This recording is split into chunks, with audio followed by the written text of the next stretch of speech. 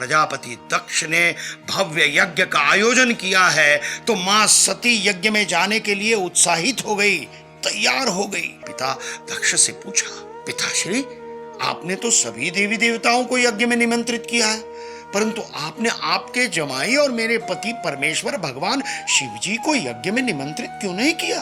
तब प्रजापति दक्ष ने सभी देवी देवताओं के सामने, माता सती के सामने भगवान शिव जी का घोर अपमान कर दिया और अपशब्द कहे।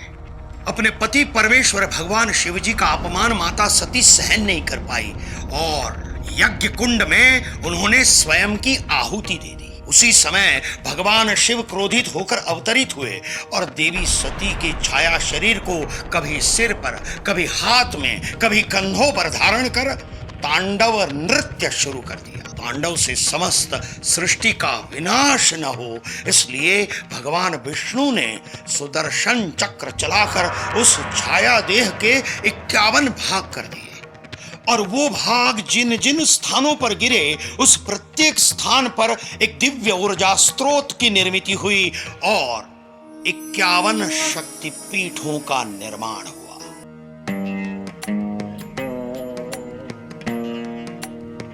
दक्षिण दिशा में भारत की सीमा जहां समाप्त होती है, वहां बंगाल की खाड़ी, अरब सागर और हिंद महासागर, इन तीनों जलाशयों का संगम होता है।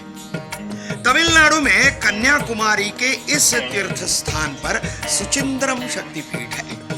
पौराणिक कथाओं के अनुसार यहाँ सती के जबड़े के ऊपर का भाग गिरा था। इस शक्तिपीठ में देवी नारायणी के रूप में विख्यात है। भैरव को यहाँ स्थानु के रूप में प्रतिष्ठित किया गया है। कन्याकुमारी के सुचिंद्र में तपस्वी कुमारी देवी नारायणी की शरण में पाप धोने की कामना तो सभी के सभी देवी भक्तों की होती ही है।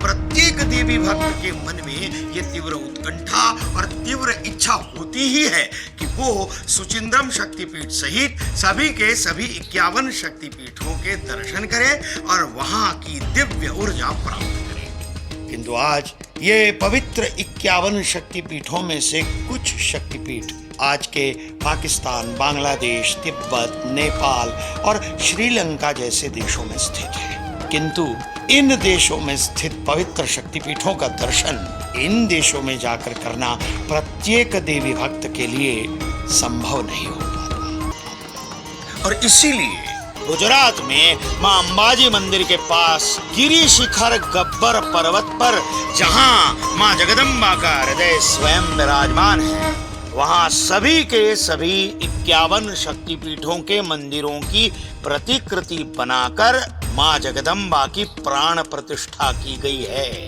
यहाँ सभी मंदिर केवल शक्तिपीठों की प्रतिकृति नहीं, अपितु यहाँ के शक्तिपीठों की पूजन विधि भी मूल शक्तिपीठों की पूजन विधि के अनुसार ही की जाती है। देर किस बात की? चलो, बुलावा आया है, माता ने बुलाया है। चलो अंबाजी, माँ के हृदय के पास। चलो गुजरात पवित्र यात्रा धाम विकास बोर्ड और गुजरात टूरिज्म आपकी प्रतीक्षा कर रहा है। चलो अंबाजी, जय अंबा।